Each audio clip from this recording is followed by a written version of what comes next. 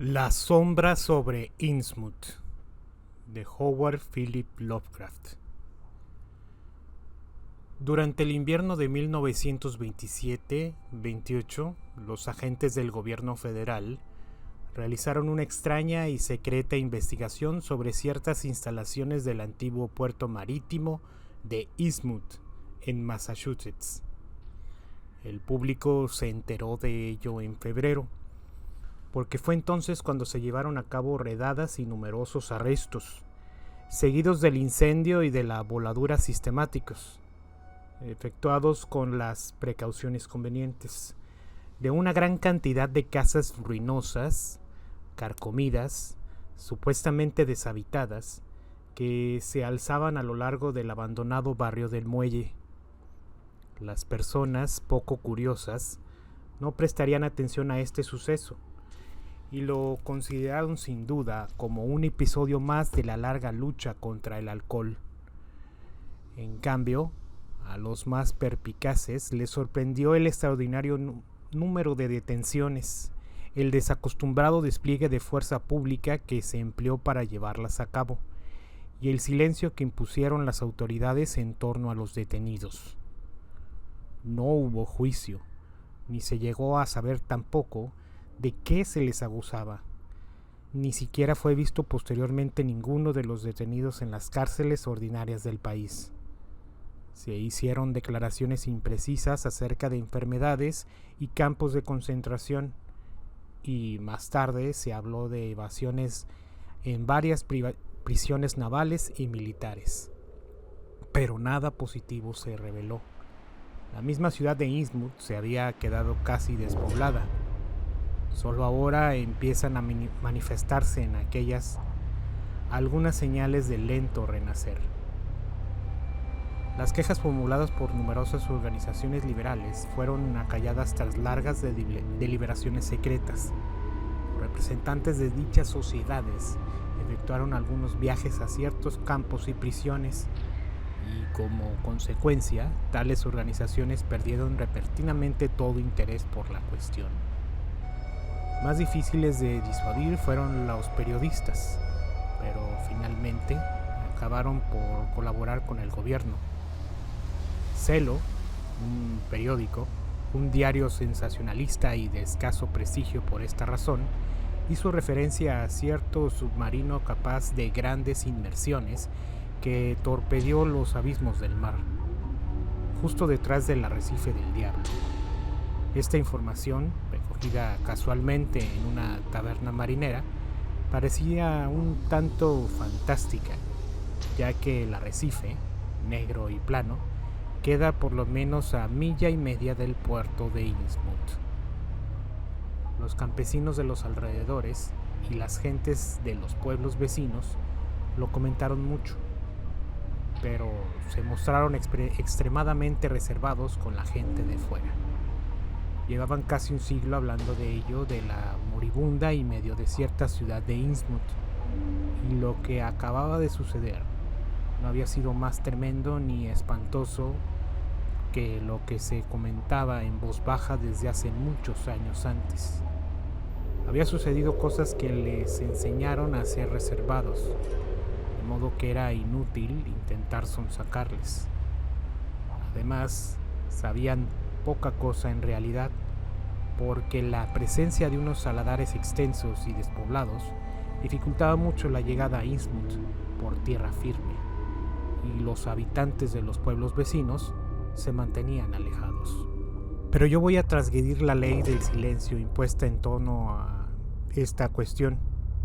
Estoy convencido de que los resultados obtenidos son tan concluyentes que, aparte un sobresalto de repugnancia, mis revelaciones sobre lo que hallaron los horrorizados agentes que irrumpieron en Innsmouth no puede causar ningún daño. Por otra parte, el asunto podría tener más que una explicación. Tampoco sé exactamente hasta qué punto me han contado toda la verdad, pero tengo muchas razones para no desear indagar más a fondo, ya que el caso, y lo recuerdo de lo que pasó, me obliga a tomar severas medidas. Fui yo quien a primera hora de la mañana del 16 de julio de 1927 huyó frenéticamente de Innsmouth y quien suplicó horrorizado al gobierno que abriese una investigación y actuase en consecuencia, petición que dio origen a todo el episodio relatado. Yo estaba firmemente resuelto a permanecer callado mientras el asunto estuviese reciente por la memoria de todos. Pero ahora que ya ha pasado el tiempo y el público ha perdido interés y curiosidad, tengo un extraordinario deseo de contar, en voz muy baja, las horas escasas y terribles que pasé en aquel puerto de tan siniestra reputación, sobre el que cierne una sombra blasfema y mortal.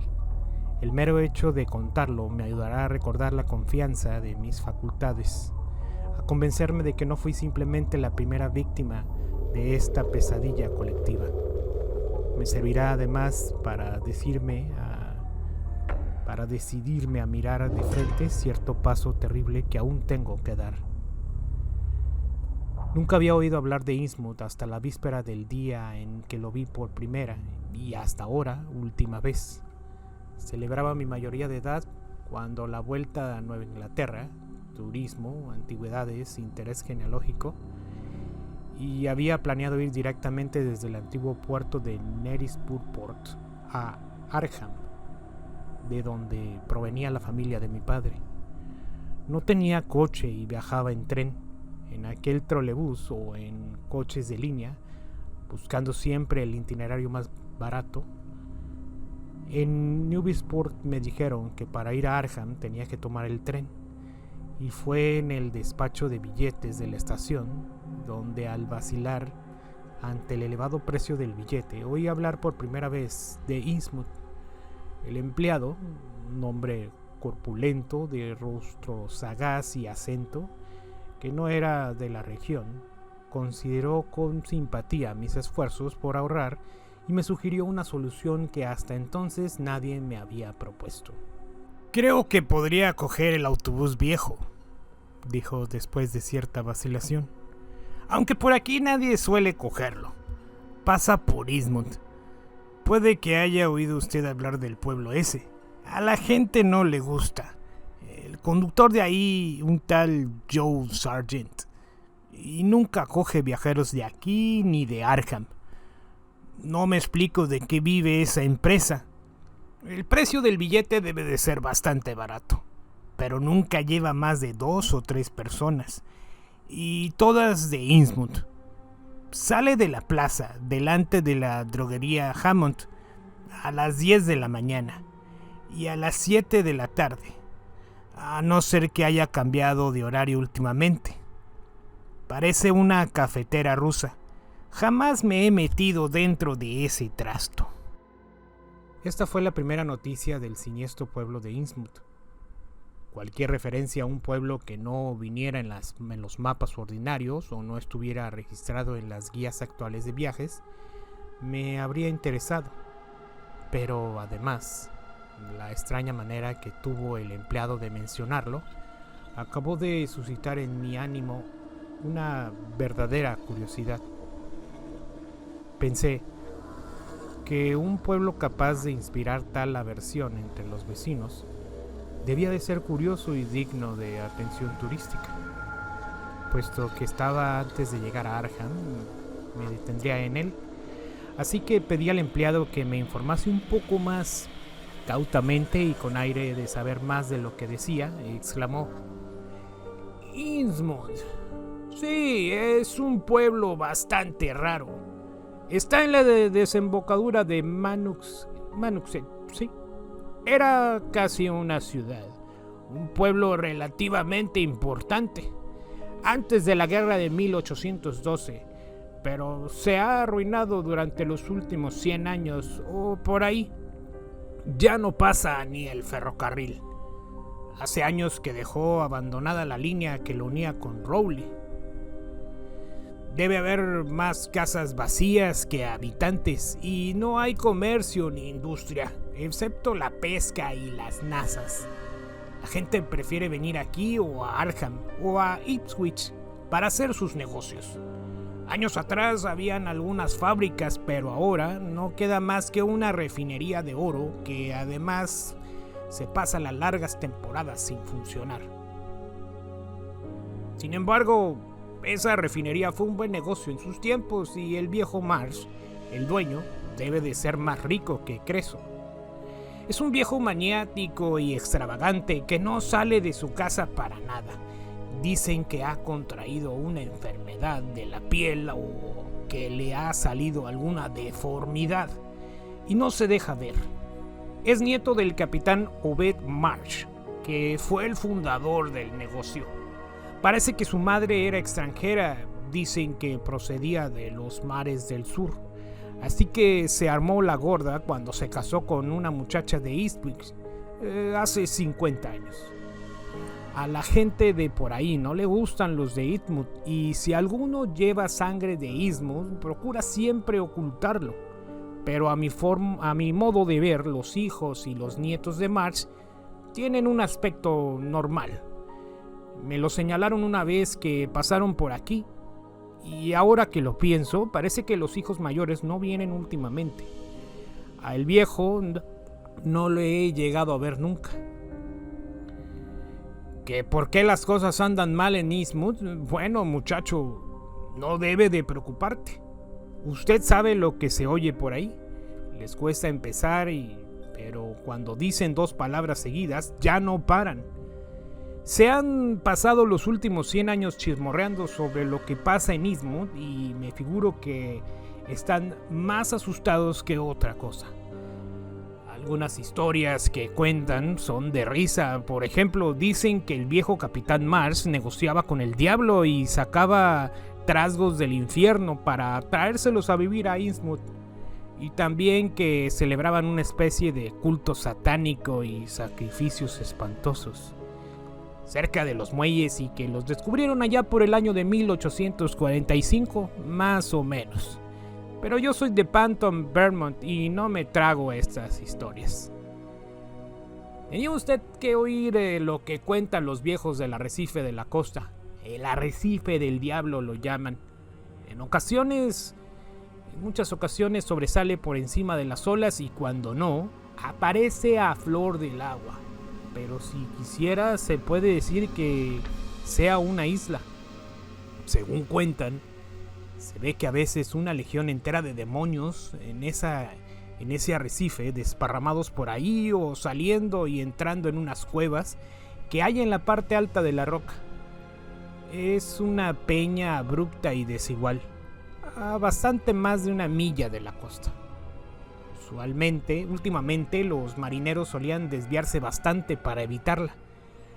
Los marineros que no procedían de Eastwood, se entiende, una de las cosas que tenía en contra del capitán Marsh era que al parecer atracaba ahí algunas veces por la noche, cuando la marca lo permitía. Puede que atracara porque la roca es interesante y hasta es posible que fuese en busca de algún tesoro pirata. Pero lo que decían es que negociaba con los demonios de ahí. Para mí, la pura realidad es que fue el capitán quien verdaderamente le dio fama de siniestro al arrecife. Eso fue antes de la epidemia de 1846, en que murió más de la mitad de la población de Eastwood. No se llegó a explicar completamente qué fue lo que pasó, pero seguro que se trataba de alguna enfermedad exótica, traída de China o de alguna parte por mar. Debió de ser terrible, hubo desórdenes por culpa de eso y pasaron cosas terribles que no creo que haya llegado a trascender fuera del pueblo. El caso es que con esto se arruinó para siempre. No volvió a repetirse la hecatombe, pero ahora apenas vivirán ahí 300 o 400 personas. Pero lo único que hay en el fondo de la actitud de la gente es un simple prejuicio racial y no lo censuro. Siento aversión por la gente de Eastwood y no me gustaría ir a ese pueblo por nada del mundo. Me figuro que usted tendría idea, aunque ya veo que por su acento, que es occidental, que la cantidad de barcos nuestros de Nueva Inglaterra, que acostumbran a tocar los puertos extraños de África, de Asia, de los mares del sur y de cualquier parte, y de la gente rara que a veces se traen por acá, había oído hablar seguramente del hombre de Salem, que regresó después casado con una china, y puede que sepa también que todavía queda un puñado de isleños procedientes de Fiji, por ahí por Cape Cod. Bueno, algo que eso debe de haber detrás de la gente de Innsmouth. El lugar siempre estuvo separado del resto de la comarca por marismas y riachuelos, y no podemos estar seguros de lo que pasaba en realidad, pero está bastante claro que el viejo capitán Marsh debió traerse a casa unos tipos extraños cuando tenían sus 3 barcos en actividad, allá por los años 20 o 30 ciertamente.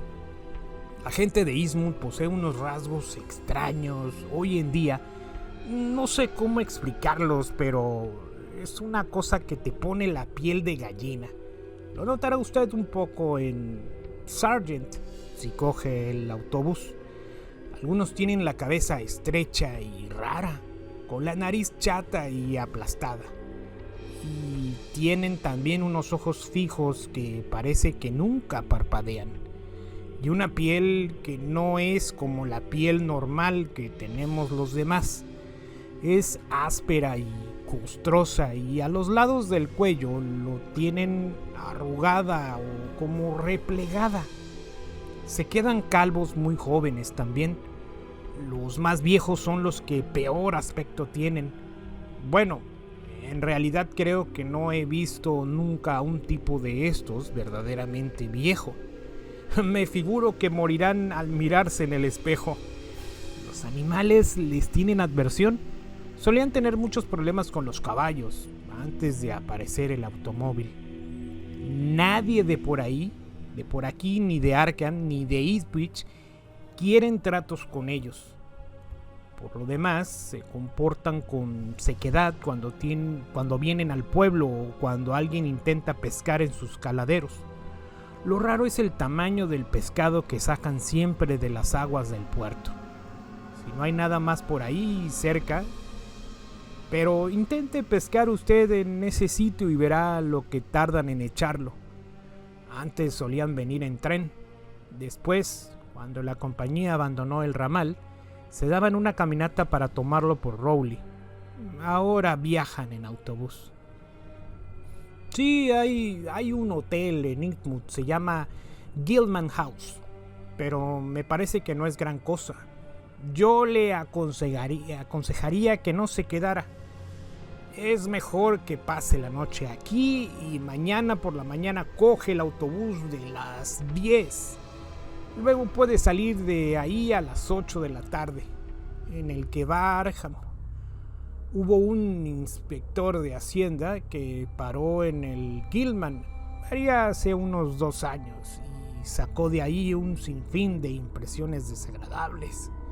Parece que tienen una multitud de gentes extrañas en ese hotel, porque el buen hombre no paró de oír en las otras habitaciones unas voces que le producían escalofríos. Decía que hablaban en un idioma extranjero, pero lo peor era una voz extraña que hablaban de cuanto en cuanto. Les sonaba un poco humana, como un chapoteo, decía él, que no se atrevió ni a desnudarse para meterse a la cama. Total, que pasó la noche en vela y apagó la luz de las primeras luces de la madrugada. Las conversaciones duraron casi toda la noche. Lo que más le chocó al hombre ese, Casey se llamaba, era la forma en que le miraban la gente de Innsmouth. Parecía totalmente como policías vigilándote. La refinería Marsh le pareció bastante rara. Se trata de una vieja fábrica situada a orillas del Maxunet. Es una desembocadura. Lo que contó estaba de acuerdo con lo que yo sabía. Libros mal llevados, ninguna cuenta clara y el negocio no se veía por ninguna parte. Además, ha habido siempre cierto misterio sobre la forma como los Marsh obtuvieron el oro que refinan. Nunca se ha visto que hicieran muchas compras en oro, pero hasta hace unos años enviaban un barco cantidades enormes de lingote. Se solía hablar de ciertas joyas extrañas de los marineros y los trabajadores en la refinería. Vendían en secreto que llevaban a veces las mujeres de la familia Marsh. Se decía que el capitán Obed conseguía el personal de su empresa en los puertos tropicales. Parece que sus barcos zarpaban llenos de abalorios y baratijas, como si fuesen a establecer tratos con los nativos. Otros pensaban, y lo piensan todavía, que habían encontrado un antiguo escondrijo de piratas en el arrecife del Diablo. Pero lo extraño es que el viejo capitán murió hace 60 años y desde la guerra civil no ha salido de Innsmouth ni un solo barco de gran calado. Y a pesar de todo, los Marsh siguen comprando baratijas para salvajes, sobre todo en cuentas de vidrio y chucherías, según me han contado. A lo mejor es que a los de Innsmouth les gusta adornarse con eso. Bien sabe Dios que han estado a punto de caer al mismo nivel que los caníbales de los mares del sur y los salvajes de Guinea. La plaga del 46 debió llevarse lo mejor del pueblo. En todo caso, los únicos que vienen de ahí son gentes sospechosas, y los Marsh y los demás recachos, que son los sospechosos como ellos. Como le digo, no será más que 400 de todo el pueblo, a pesar de lo grande que es. Son los que en el sur llaman blancos desarrapados, o sea, tipos huraños y disimulados, llenos de secretos y misterios. Cogen mucho pescado y marisco y lo exportan en camiones. Es anormal la cantidad de toneladas de pescado que sacan de ese trozo de la costa. Nadie ha podido averiguar lo que hacen en ese pueblo. Las escuelas oficiales del estado y las oficinas del censo de población se han estrellado una y otra vez con ellos. Puede apostar de que las visitas de inspección no son bien recibidas en Innsmouth. Yo personalmente he oído que más de un encargado de negocios del gobierno que ha desaparecido ahí. Se ha hablado mucho también de que uno se volvió loco y ahora está en el sanatorio. Sin duda le dieron un susto tremendo a ese pobre hombre. Por eso no pasaría yo la noche ahí en su lugar. Nunca he estado en el pueblo ese ni me apetece ir, pero me figuro que de visitarlo de día no supone riesgo alguno. A pesar de todo, la gente de por ahí le aconsejaría que no lo hiciera. Pero si usted está haciendo turismo y buscando cosas antiguas, Innsmouth es un lugar que le interesará. Después de lo que me contó el buen hombre aquel, me pasé casi toda la tarde en la biblioteca pública de Newburyport, buscando datos sobre Innsmouth. Luego pregunté a la gente de las tiendas, del restaurante e incluso en el parque de bomberos, pero pude comprobar que era más difícil de lo que había predicho el empleado de la estación sacarles algo en limpio. Por lo demás, no disponía de tiempo para vencer su instinto recelo. Me pareció que desconfiaban por alguna razón, como si fuera sospechoso todo aquel que se interesara demasiado por Innsmouth. En la YMCA, la Jones Main Christian Association, donde me había hospedado, el sacerdote trató de disuadirme pintándome ese pueblo como un lugar malsano y decadente. En la biblioteca muchos adoptaron esa misma actitud. Era evidente que a los ojos de las personas de formación Innsmouth era meramente un caso exagerado de degeneración cívica. Los manuales de historia del condado de Essex que sirvieron en las bibliotecas decían bien poco. que el pueblo se fundó en 1643, que era célebre por los astilleros antes de la Revolución y que llegó a gozar de gran prosperidad naval a principios del siglo XVIII. Más tarde se convirtió en centro industrial de segundo orden, gracias al aprovechamiento de las aguas de Manusset como fuente de energía. Se referían muy veladamente a la epidemia y a los desórdenes de 1846 como si constituyesen un descrédito para todo el condado. También se decía poca cosa de su proceso de decadencia, aunque el capítulo final era bastante elocuente. Después de la guerra civil, toda la vida industrial de la localidad quedó reducida a la Mars Refinery Company, y el mercado de los lingotes de oro constituían tan solo un pequeño residuo de lo que había sido su comercio, aparte la eterna pesca. Pero la pesca se pagaba cada día menos a medida que bajaba el precio de la mercancía debido a la competencia de las grandes empresas. Aunque nunca hubo escasez de pescado alrededor del pueblo de Innsmouth, los extranjeros se asentaban raramente por ahí. Se decía que lo habían intentado cierto número de polacos y portugueses, pero fueron expulsados de manera singularmente enérgica. Lo más interesante de todo era una breve nota referente a ciertas joyas vagamente asociadas a la localidad de Innsmouth. Evidentemente el caso había impresionado a toda la región, ya que el libro hacía referencia de determinadas piezas que se hallaban en el Museo de la Universidad de Miskatonic de Arnhem y en el Salón de Exhibiciones de la Sociedad de Estudios Históricos de Newburyport.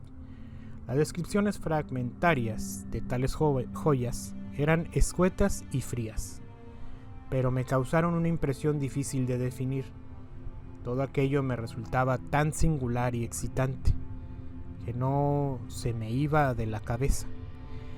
Y a pesar de la hora avanzada, decidí acercarme a ver la pieza que se conservaba en la localidad. Por lo visto era un objeto grande, de extrañas proporciones, muy parecido a una tiara. El bibliotecario me dio una nota de presentación para el conservador de la sociedad. El conservador resultó ser una tal Anna Tillotson, soltera, que vivía ahí cerca. Tras una breve explicación, la anciana se mostró muy amable y me sirvió de guía.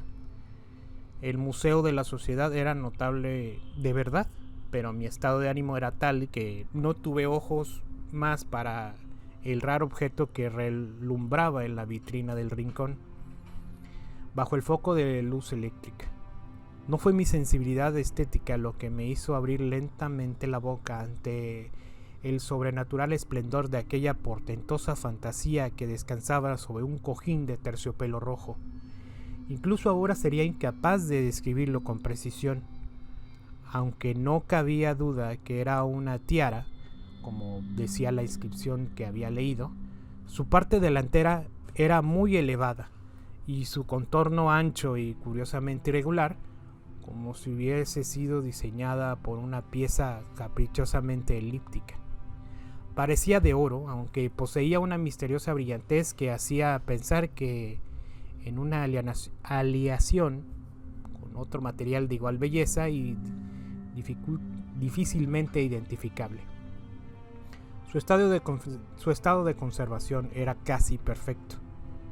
Me podría haber pasado horas enteras estudiando los sorprendentes y enigmáticos adornos, unos simplemente geométricos, otros sencillos motivos marinos, cincelados o moldeados con una maravillosa habilidad. Cuanto más la miraba, más fascinado me sentía, y en esta fascinación encontraba algo inquietante e inexplicable. Al principio pensé que era una extraña calidad artística lo que me desasosiegaba.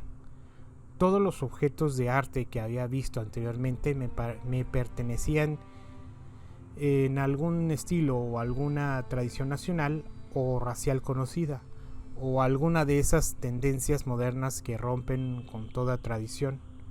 Pero aquella tiara no estaba en ninguno de los dos casos. Me notaba claramente una técnica muy definida, de gran madurez y perfección, aunque totalmente distinta en cualquier otra. Oriental u occidental, antigua o moderna, jamás había visto algo parecido. Era como si aquella preciosa obra de artesanía perteneciese a otro planeta. Pero no tardé en darme cuenta de que en mi turbación se debía a otra causa, quizá igualmente poderosa. Esto es, a sus extraños motivos ornamentales que sugerían desconocidas fórmulas matemáticas y secretos remotos hundidos en inimaginables abismos del tiempo y del espacio. La naturaleza representada en los relieves, invariablemente acuática, resultaba casi siniestra. Había unos monstruos fabulosos, extravagantes y malignos, unos seres mitad peces y mitad batracios que me obsesionaban hasta el extremo de despertar en mí una especie de pseudo recuerdos. Era como si yo mismo tuviese en ellos una vaga memoria, remota y terrible, que emanase de las células secretas donde duermen nuestras imágenes ancestrales más espantosas. Me daba la impresión de que cada rasgo de aquellos horrendos peces ranas desbordaba la última quinta esencia de una maldad inhumana y desconocida. El curioso contraste con el aspecto de la tiara estaba su breve y sórdida historia. Según me contó Miss Tilton en 1873, cierto individuo de Innsmouth, borracho, la había empeñado por una suma ridícula poco antes de morir en una riña, en una tienda de State Street. La Sociedad de Estudios Históricos la adquirió directamente del prestamista y desde el primer momento la colocó en uno de los lugares más destacados de su salón, con una etiqueta en la que se indicaba que probablemente provenía de la India Oriental o de Indochina, aunque ambas suposiciones eran francamente problemáticas. Miss Tilton, comparando todas las hipótesis posibles sobre el origen de la tiara y su presencia en Nueva Inglaterra, se sentía inclinada a creer que había formado parte de algún tesoro pirata descubierto por el viejo capitán Obed March.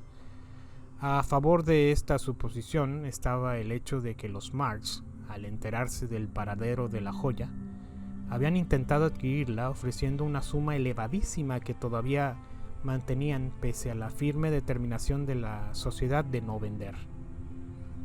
Mientras la amable señora que me acompañaba hasta la puerta me aclaró que su hipótesis sobre el origen pirata de la fortuna de los March estaba muy extendida entre los intelectuales de la región. Ella nunca había estado en Innsmouth, pero sentía aversión hacia sus habitantes. Según dijo, a causa de su degeneración mortal y cultural. Incluso me aseguró de que los rumores existentes acerca de cierto culto satanista practicado en Innsmouth encontraba apoyo el hecho de que hubiera ganado ahí numerosos adeptos, determinados ritos secretos que habían terminado por absorber a todas las iglesias ortodoxas. En esos ritos eran practicados por la llamada Orden Esotérica de Dagon y se trataba sin duda de alguna religión pagana y degenerada del origen oriental que había sido importada. Al parecer, en alguna época de la